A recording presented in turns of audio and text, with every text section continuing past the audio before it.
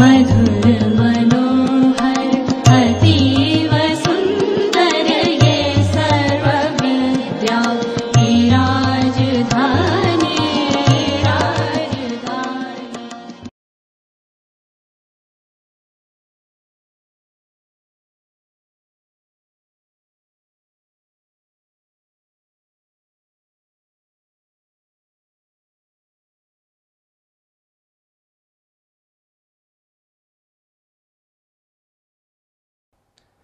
Well, my dear students,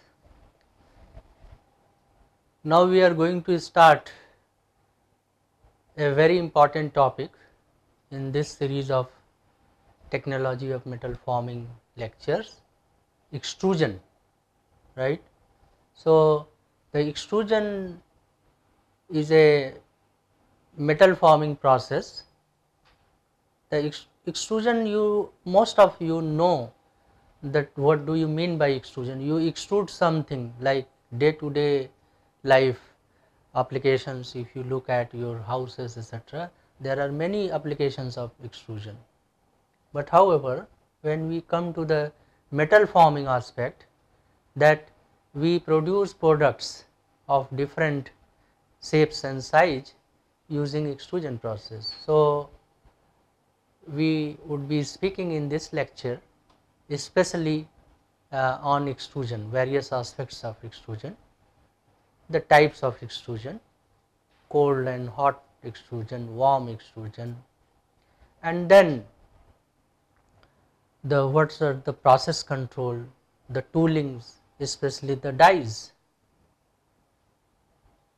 and then different advanced varieties of extrusion processes. So, the extrusion has evolved and from long back, and it has been found very suitable process for producing very complex varieties of shape having good mechanical properties and with a stable speed, with even at continuously one can extrude things, metals as well, right. So, keeping this in mind, what we are going to cover in this topic is usually the introduction and then the different processes of extrusion, as well as what are the industrial practices in extrusion industries, the hot extrusion, cold extrusion, what is the difference, when we prefer hot extrusion, when we prefer cold extrusion, like very important is the impact extrusion, hydrostatic extrusion, and you know the extrusion, any metal forming process, in fact it has to be carried out in such a manner that there is no defect form. There are varieties of defect we have already discussed in terms of the rolling, in terms of the forging, and how do we take care so that none of the defects comes either internal or external. So, the defects, different varieties of defects, and how would we control our process so that this defect does not appear. And then the equipments, what are the equipments that we usually use for the extrusion. In fact, extrusion and drying process are very similar. In extrusion we push material through a die, and in drying we pull the material through a die. So, and then there are defects and residual stresses also in extrusion. So, one has to control that, and so we would discuss on these issues, right. So, any of you have any problem, you can raise your hand and you can ask me, all right. So, let us start. So, what is in fact extrusion? You know, it is a compression forming process, you know, okay. So, a compression forming process wherein the workpiece, right, the workpiece may be in the form of billet, in the form of some other rectangular billet, circular billets and all that, and these billets or workpiece is forced to flow through a given die opening, so that one is able to produce a desired cross sectional shape. That is the extrusion. So, basically it is a compression forming process. It is a process where a billet is forced through a die, that is how. The parts have therefore constant cross section. Typical products of extrusion, if you remember, the sliding doors, if you see the sliding doors, the tubing having various cross sections, if you look at the market, metallic, even the plastics, the extrusion process is very extensively used, but the extrusion of plastic material is slightly different than the metals. So, in extrusion the cross section is almost constant. You can have the example of structural and architectural shapes, and door and window frames as well. So, in fact extrusion is a process which is similar to squeezing like toothpaste out of a toothpaste tube, you know. That is the very simple example to explain a person who do not know about extrusion. So, if you take, it is a process where you squeeze toothpaste out of a toothpaste tube, right. So, extrusion in general is used to produce long parts of a uniform cross section, right. So, the positive things with extrusion is that you can have variety of sections possible to be extruded, very complex shapes as well, like when you use hot extrusion, very complex and varieties of shape can be extruded. Then the grain structure which we obtain during the extrusion process and the strength enhancement, especially in cold extrusion process, it is great. The grain is very refined we obtain, and the strength is also very good in cold forming process. And the one thing very good is that we obtain very close tolerance, especially in cold extrusion, right. And at all there is no wastage of material like in machining.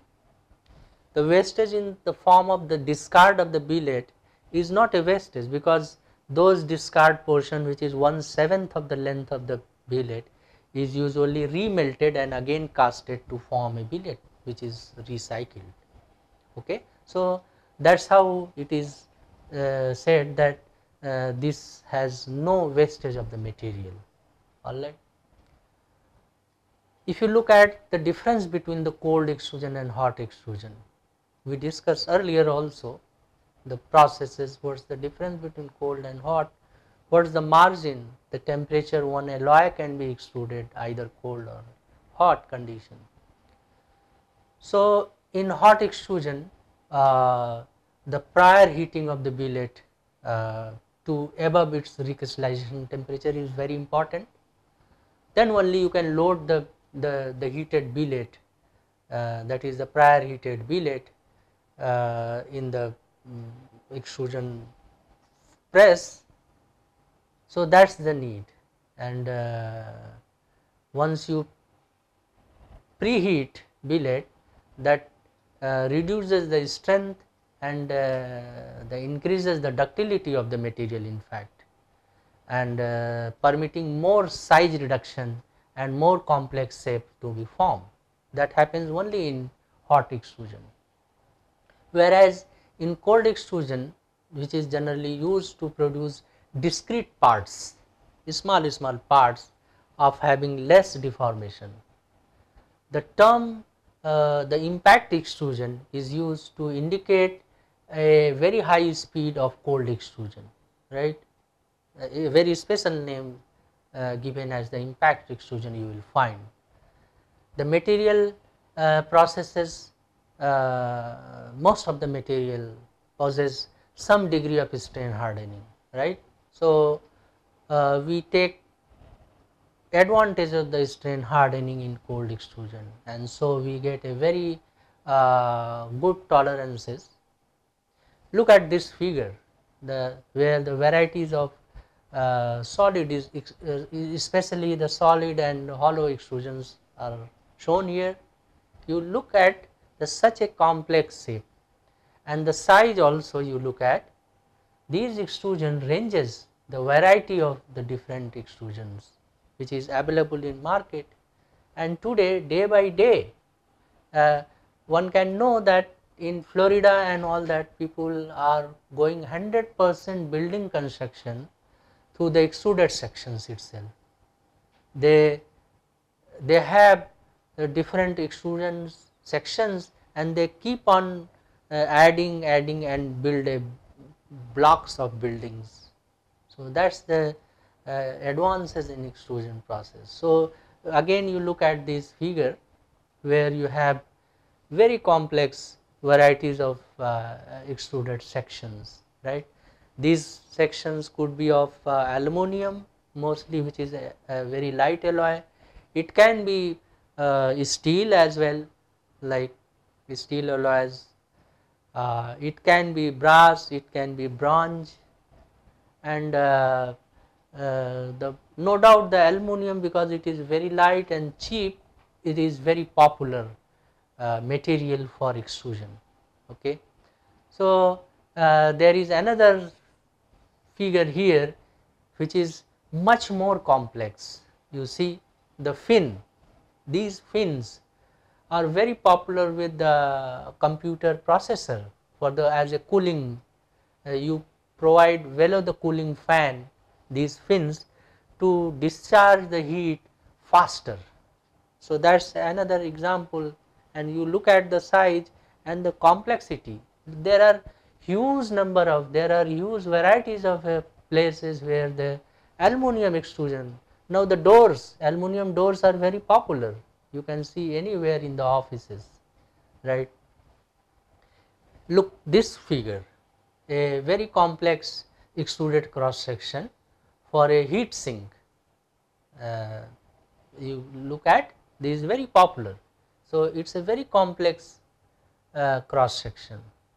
It is no doubt of aluminum, but it can be extruded of other alloys as well. All right. So if we classify the standard shape, let us look at this standard shapes of the extrusion, which is channel. Then you have another channel, then round tubes, you have hollow hexagonal tubes, you have round bars, you have angles, you have solid hexagonal bars, you have I sections, I beams, etc. You have bars like plate, you have T's section, you have square tubes, square section tubings, you have square rectangular solids, you have also bus bars, you have structural T's sections, you have Z bars, you have structural channels, you have H bars, you have structural angles, and many like your rectangular tubes and varieties. So these are some of the standard extrusion shapes. So now you realize how complex is the process or the product that we can obtain from extrusion process.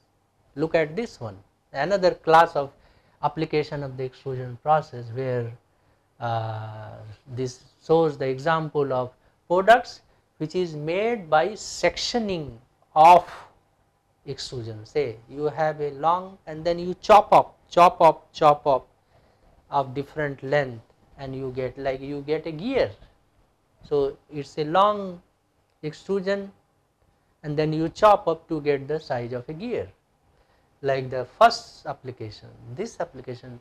So this class where you have the sectioning of extrusions is another variety, another application of extrusion process. Okay. On the other hand, uh, we have pipes, tubes, and even the wire manufacturing. We use the extrusion process. Usually the tubes are produced by butt or electric welding and piercing, but you can also produce with extrusion process. Like if you see in this figure here, a mandrel is penetrated through, so it's again a process, rolling along with the mandrel penetration and then pushing the, so it's a different other ways of producing different other products where there is a partial application of extrusion as well, right. So basically we can classify extrusion in a very broad way in direct extrusion and indirect extrusion. So in case of direct extrusion, the ram, you know, the ram forces the workpiece metal to move forward to pass through the die opening, right. So you push in this direction and the product also which comes out of the die, if it is in the same direction, we call it as a direct extrusion. Whereas in case of indirect extrusion, the die is mounted to the ram rather than at the opposite end of the extruder container housing, right. So the indirect extrusion. So look at this figure where the schematic illustration of the direct extrusion process has been shown. So if you look at the different components, you have the container and then you have the container liner, because the liner is in direct contact, container liner is in direct contact with the billet and ram. The billet, sometimes it is very hot, so it is the container liner that saves the container, and then you have the pushing ram, the pressing stem. You have a dummy block. You look at the dummy block is generally which is in direct contact with the billet face, and on the other side it is in contact with the pressing stem. So pressing stem, it does not come into direct contact with the billet, and it is it's a, so dummy block work as a safety for pressing stem, right. Now you look at the red part, which is a die. The workpiece material is the billet, and the die backer is again is used to support the back, because the die is very heavily stressed, and so a part of the force arising of the pressing is shared by the die backer, and that is how the die backer is important.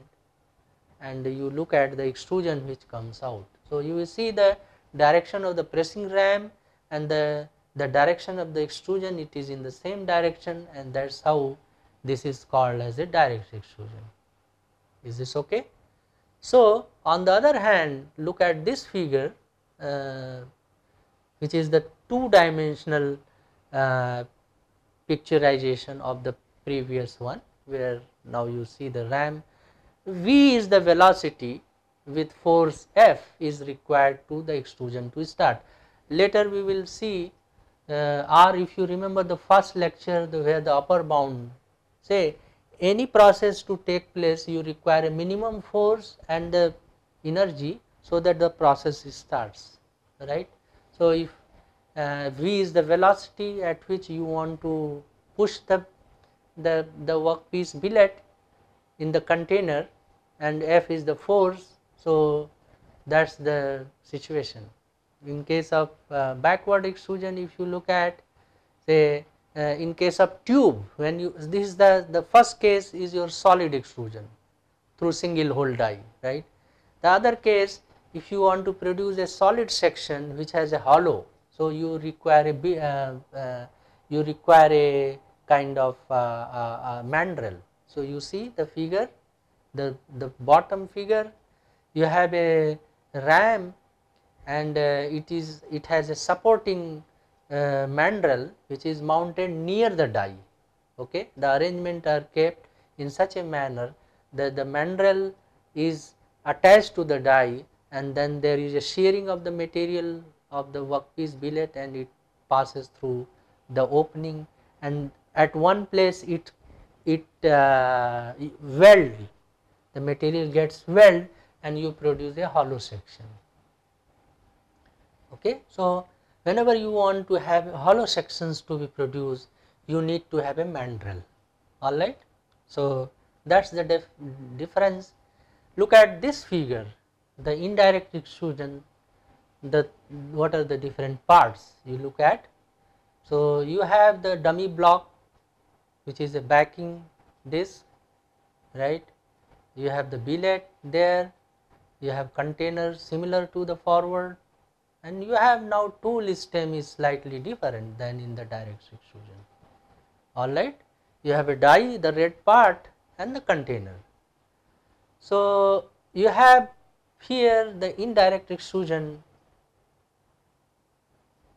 You see the billet, the dummy block, the backing disc, right? So you push the tool stem in this direction, okay, in this direction, okay, and the product, that is the extrusion, comes in the opposite direction.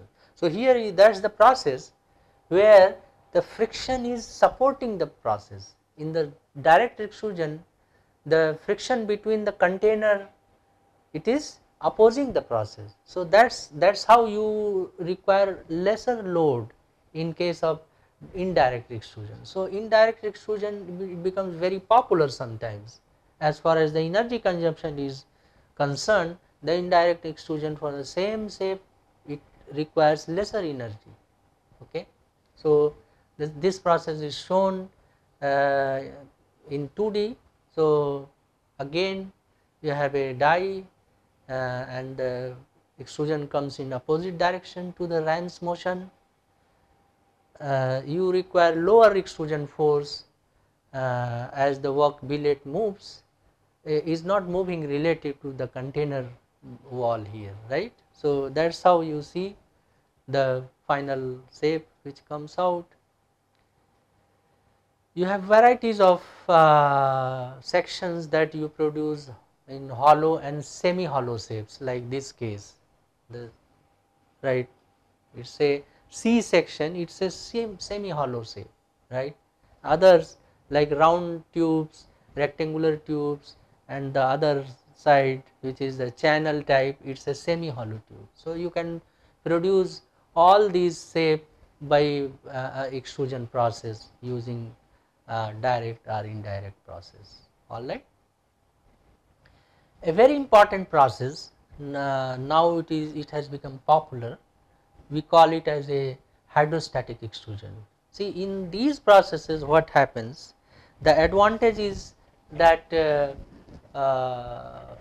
you require very high load, and if you see the stresses that develops sometimes. So and you know, the all direct extrusion or indirect extrusion material, that alloys that you are going to extrude, basically it is a very ductile materials, you can't use brittle materials.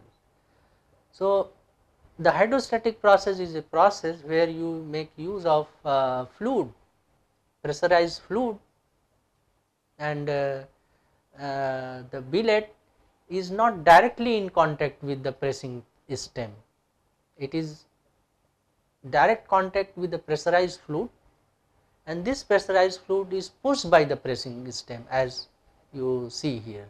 There are seals to produce pressure tight chamber around the billet, and you see the location of the die, you see the location of the die backer, and the fluid which is there. You see the fluid which is the blue color, it is contacting the billet green part through the sealings, right. So when you press, you know, the hydrostatic stress do not participate in shaping. So, the very good thing has been observed that the stresses are very uniform stresses there,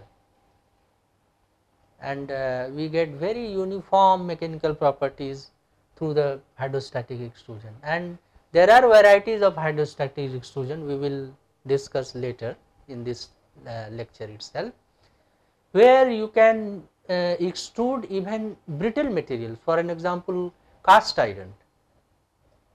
Can you extrude cast iron by direct or indirect extrusion? No, it is not possible. But if you use the hydrostatic extrusion, the other variety, you can even extrude the such kind of brittle materials as well as. So, in case of hydrostatic extrusion, you use hydrostatic system to reduce the friction and lower the power requirement, and sealing is very important problem here. So, look at the two-dimensional situation of the same. Again you have the ram, velocity v, and but it is indirect with the fluid, pressurized fluid. If you look at the billet which is being extruded in the container and the pressure required, this figure shows, as I said, the energy requirement in direct extrusion and indirect extrusion. You look at the initially in the direct extrusion, the load, the pressure, extrusion pressure or ram pressure is very high, you can see there. On the other hand, because of the nature of the backward extrusion or indirect extrusion, the actual extrusion begins at these lines, even either direct. So, that is the vertical line for the actual extrusion. So, before extrusion you require very heavy load, and that is much higher than the direct extrusion in case of direct extrusion, and in case of indirect extrusion this is lesser. And you see in the indirect extrusion, once the extrusion is started, it is very stabilized, whereas in indirect extrusion it is, because the length of the billet is reducing in case of direct extrusion, and that is how the load requirement, pressure requirement goes down, and that is the bulk formation, where because a certain length is left, you cannot extrude, that is called as the butt formation. So, this butt is left and the remaining billet length L here. So, you have the ram stroke shown in the x direction, and P is the pressure, ram pressure required, and that is you can compare. As I said, the die angle is very important. Whenever you use a die, say for example, if you use a conical die, so the conical die has an angle, there is an angle and associated die length, therefore, that gives the minimum force for extrusion. So, that is the shown in the right side, the conical die, one of the conical die having die angle alpha is shown. So, you can see the variation of the ram force with ram stroke and die angle, right.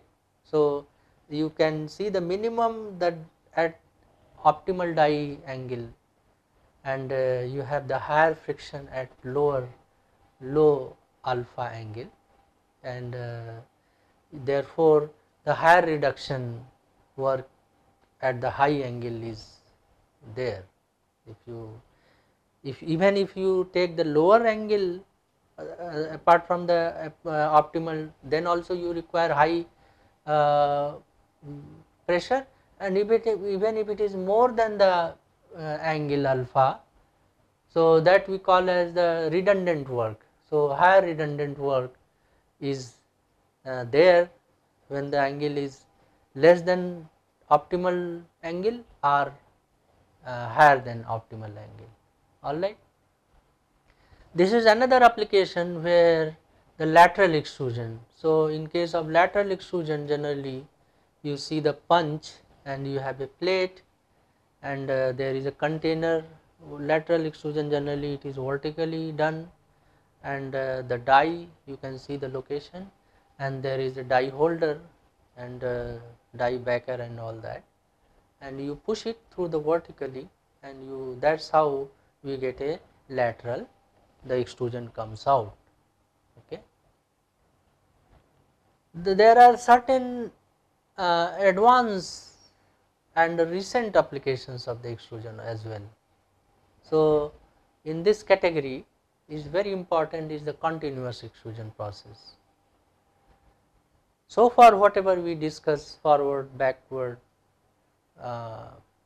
lateral or hydrostatic, all these processes utilize a length of die, a billet. If that billet is consumed, is extruded, you have to put another. So that is how it is not a continuous process, it is a segmented process or it is a discontinuous process.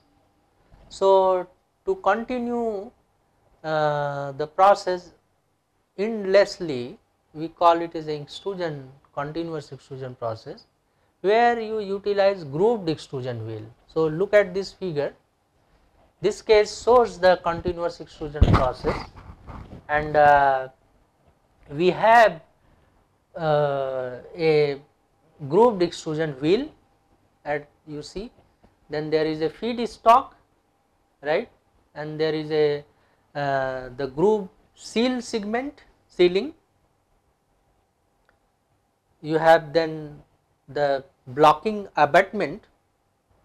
So the wheel rotates in one direction, the feed stock is taken into and it passes through the grooved area, and once it tries to come out on the other side, so there is a backing blocking abutment, so it cannot go on the other side, and there is a then opening is made through the die, and so there is a shoe retaining block, and that we call it the extrusion shoe, that has got a die, and then it comes through the die and the extrusion will take place. So this figure where you have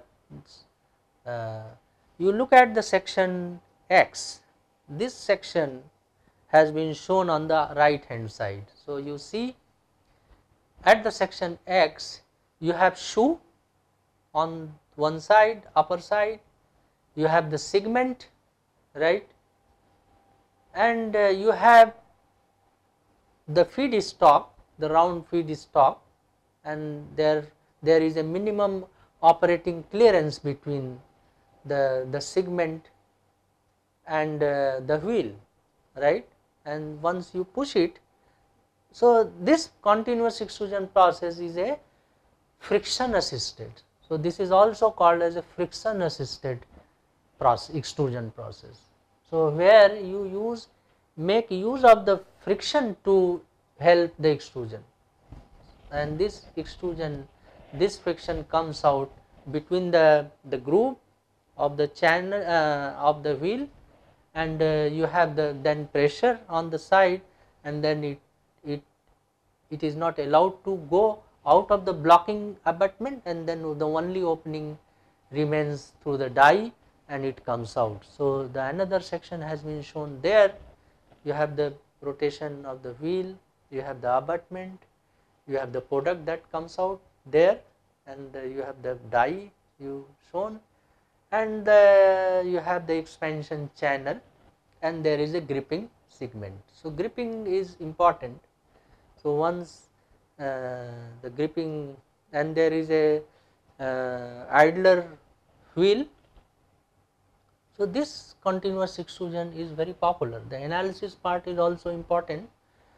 The die portion analysis remains same almost, but the other analysis like how much is the gripping length, how much is the diameter of the your wheel, what is the depth of the channel, groove, and all those are the design issues.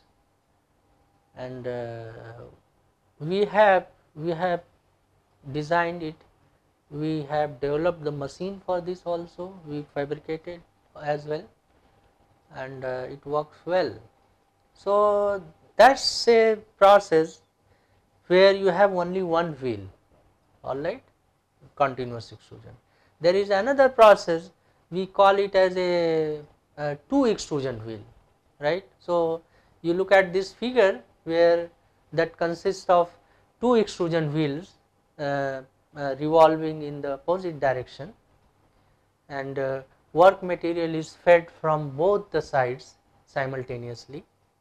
Look at the two streams material are blocked by a modified common abutment before passing through the extruding die. So you see there the feed is stock, it comes through this way also, it comes through this way also, and there is a common die and mandrel arrangement, and so it comes out, and you get a tube extrusion as well as. So the tube extrusion is another application where the continuous extrusion can have mostly the refrigerator tubings, you know, the refrigerator tubings where it's a aluminum very thin wall tubes are very widely produced by continuous extrusion process, right. And that's the another, you can even produce with the single wheel continuous extrusion, but this is another where you utilize two wheels, right.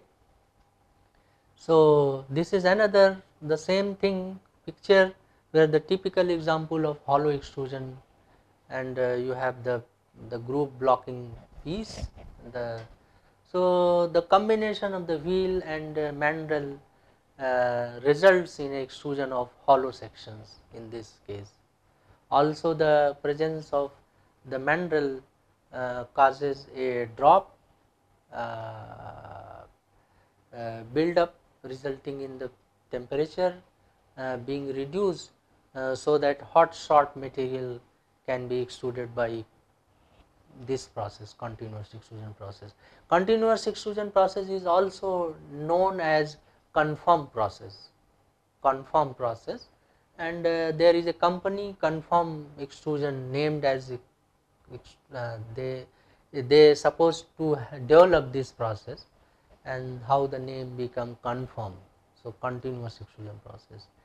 Yet another use, the two wheel Conform, that offers the manufacturing of clad section, right. So clad section, so the metal cladding is very popular. We use, you see the other situation where other figure where the instead of the mandrel used in the manufacture of the hollow section, we use the cladding. So you produce a metal cladding onto the another case. So that is another one. So this slide what shows the usual process layout for conform extrusion or continuous extrusion process. Okay. You see the number 1 where you have the rod feeding arrangement. In fact, these rods are in a reel kind of thing. It is vertically mounted, so it is reel, and you can take it out of the reel. So the rod feeding system is in one. Secondly, the feed is stock cleaning, where you clean because these rods dirt etc. Then the third is the rod feed pre heat, you slightly preheat it so that your material becomes softer and you require lesser extrusion energy. And then the fourth is where the feed stock control and shaping is there, and the fifth one is the granular feed. This can also, the continuous extrusion process has also been used using powder materials, right. So you can put some powders also. Then you have the 6 is the conform machine, that's the wheel, and 7th is the product which comes out and it is taken into the coil form. The 8 is the product that you can chop it up, you can or you can slightly collect it, and 9th is your dancer, for where you try to straighten it, and then the drum, you can take up the whole product into a coil form, in a reel form, 10th one. Okay. So, this shows the basic layout of the conform process.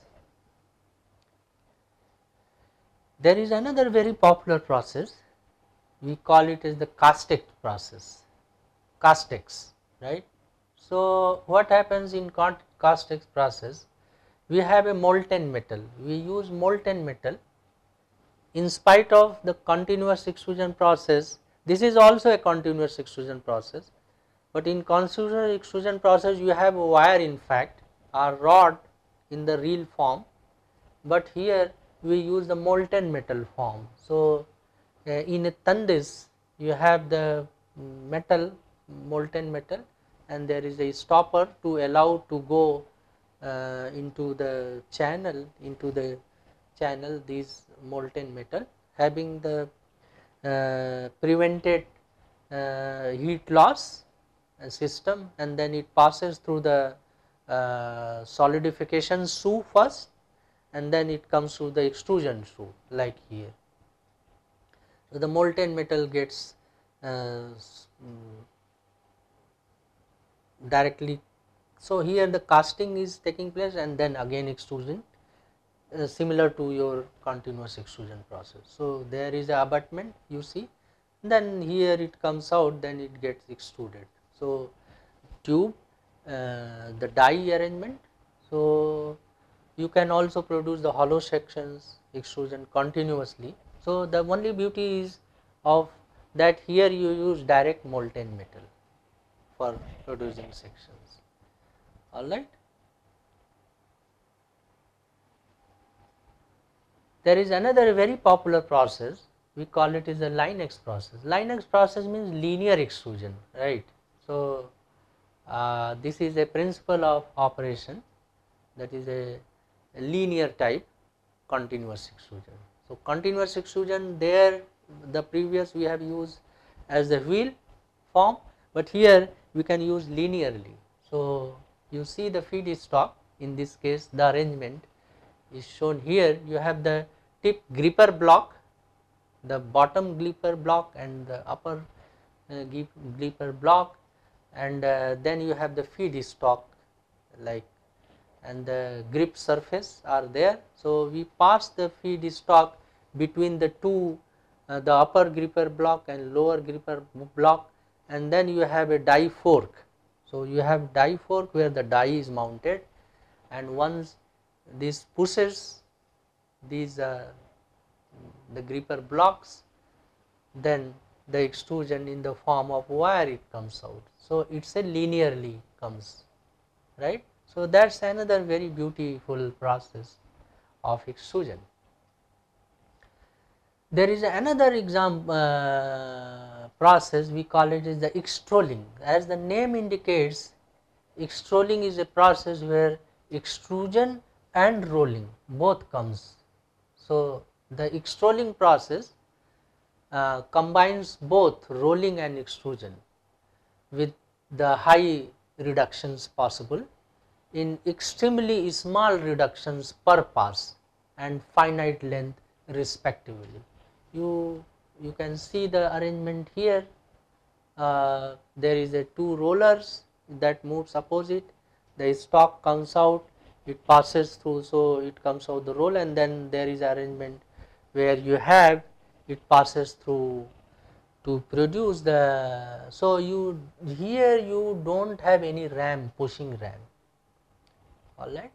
So, the only thing is that you have a two rollers that pushes. So, like in extrusion rolling, what you do, you have two rollers, you push it, it comes out. So, that is the another beautiful application of extrusion. So, the details of this, if you see the extruding process is shown here, where you have the chamber, die chamber, and the extruding die chamber. You see the increasing contact area, how it is produced, the die and die block is shown, the groove, the incoming rod which comes out, and then how these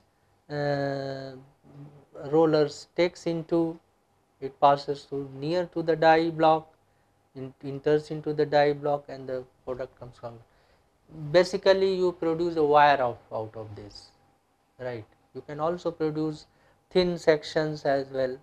There are varieties of products possible using extrolling process.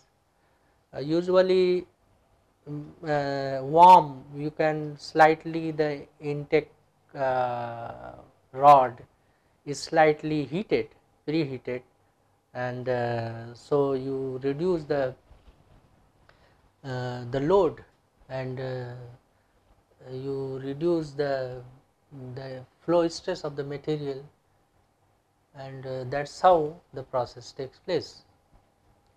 As I said, the hydrostatic extrusion can be used for even the brittle materials, like the basic principle of hydrostatic stress, where you have first you look at this figure where the loading of the die and billet you take in case of the hydrostatic extrusion.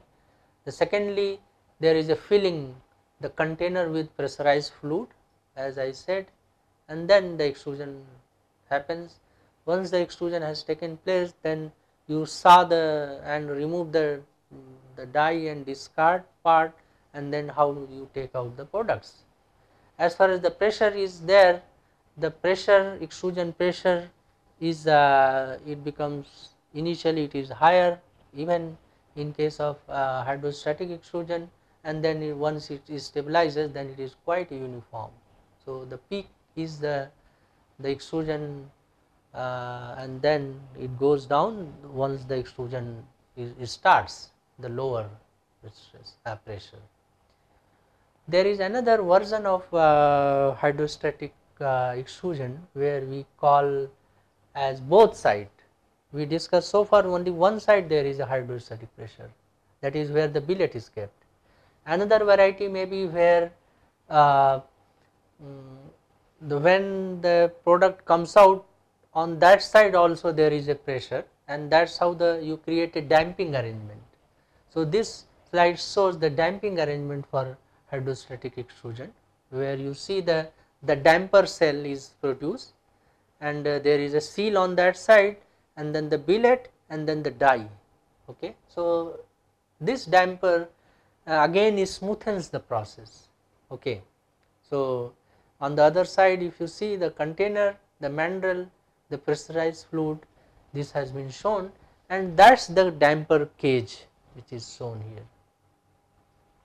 Okay. So that is the another beauty.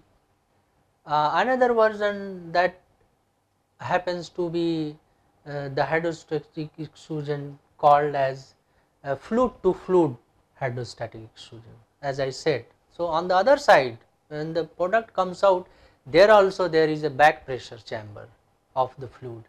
So there is a, from the forward side there is a pressurized fluid, okay, and then there is a die, and then when the extrusion takes place, comes out, right, then there is a back pressure chamber of the pressurized fluid, but the pressurized fluid on the forward side is more pressure, and on the other side it is less pressure.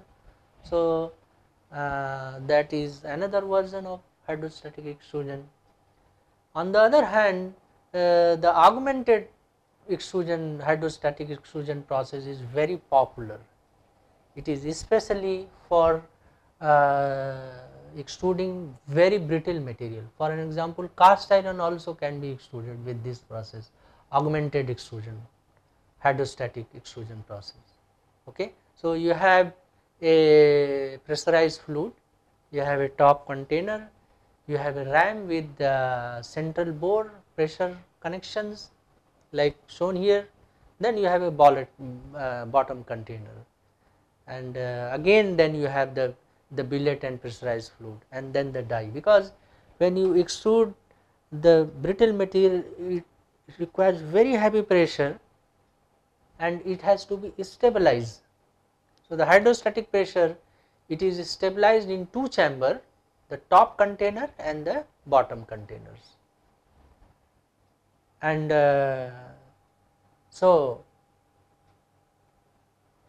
you can produce varieties of extrusion shape of brittle materials using this process. As far as other process in the category of continuous extrusion falls is the semi-continuous hydrostatic extrusion. So this figure shows a semi-hydrostatic extrusion process where the arrangement where you have the low pressure fluid and there is a high pressure fluid which is the extrusion fluid. There is the external clamp you can see where the continuous billet enters from this side and in the machine through the low pressure and then it passes to the high pressure, then the extrusion takes place, right. There is a rubber sleeve around, all around, and the extrusion comes out. So that is how it is called as semi continuous hydrostatic process. There is another process we call it the viscous drag extrusion. Viscous drag extrusion, we make use of the viscosity of the fluid, right. So you see here there is a high fluid, very high fluid on the viscous fluid, and that is pushed through this ram and it passes through the, once it passes through the die for the pushing, then you produce extrusion out of this process. So there is another arrangement, we call it as the tandem continuous hydrostatic extrusion. So you have another arrangement, the feeding you can look at this, there is, and the extrusion is on the other side. There is a very another typical extrusion process we call as hydrofilm process. So here you see the hydrofilm process is characterized by a thick film of lubricant arm, the billet, and by a lower volume of pressurized fluid, right. So the volume of the fluid is adjusted to the amount retaining to produce the needed hydrostatic pressure using extrusion ram sealed at the front end, all right. So here the pressure applied directly to the billet by the ram at the start of the extrusion, but not necessarily during extrusion, giving therefore advantage of augmented extrusion, and it has many applications. You can look the arrangement, you have ram, then you have the sealing ring, you have the billet, and then you have the film of pressurized fluid. So and that separates the film of lubricant and how the extrusion takes place. There is another very popularly combination, we call it as the helical extrusion. So this figure shows the stage 1 where the piercing takes place. The liquid, again you have a fluid pressure in helical extrusion, so there is a primary die. So this process combines 3 forming stages, right. So 3 forming stages means the hydrostatic extrusion, the conventional extrusion, and an intermediate stage which is similar to acetylene process. All these 3 operations take place simultaneously, so that helical extrusion is a single operation. It appears, but in fact it is in 3 steps, but it happens to be very quick in the steps, so it happens to be single process, and very large reductions are possible with this process, and one can produce billet to wire, and so you can see the arrangement here, the product, the direction of rotation of the rotating tool that is there, and the billet which comes out, and then the product comes out.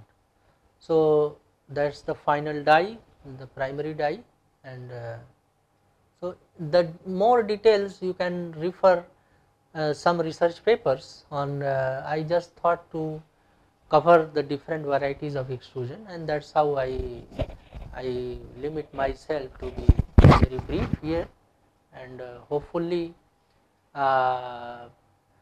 you might have got the flavor of extrusion, different extrusion process. As far as the quality of the extrusion are concerned, the cold extrusion, as I said, it gives very good surface finish. You can achieve the proper tolerances.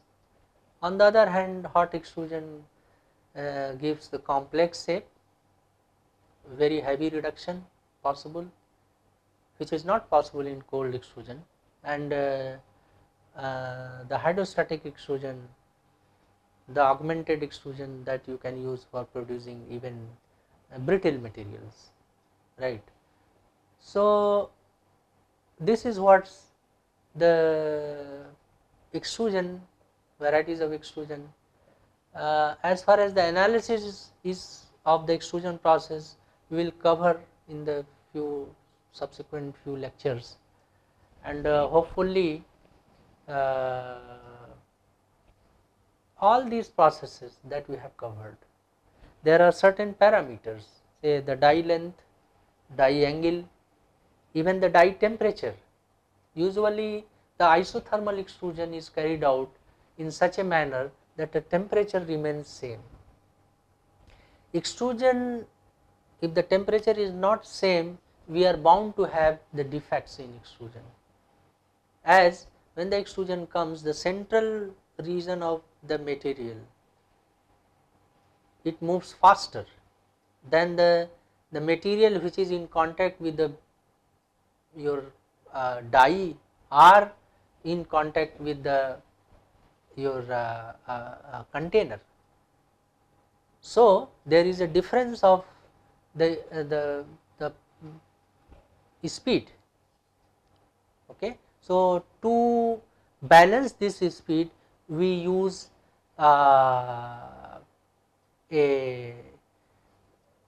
part in the die, bearing, we call it as the bearing. So it controls the size of and it controls the speed by the bearing surface friction and the bearing length. One can balance the speed and there is no defect. We would explain the varieties when we cover the different types of dies that are used later.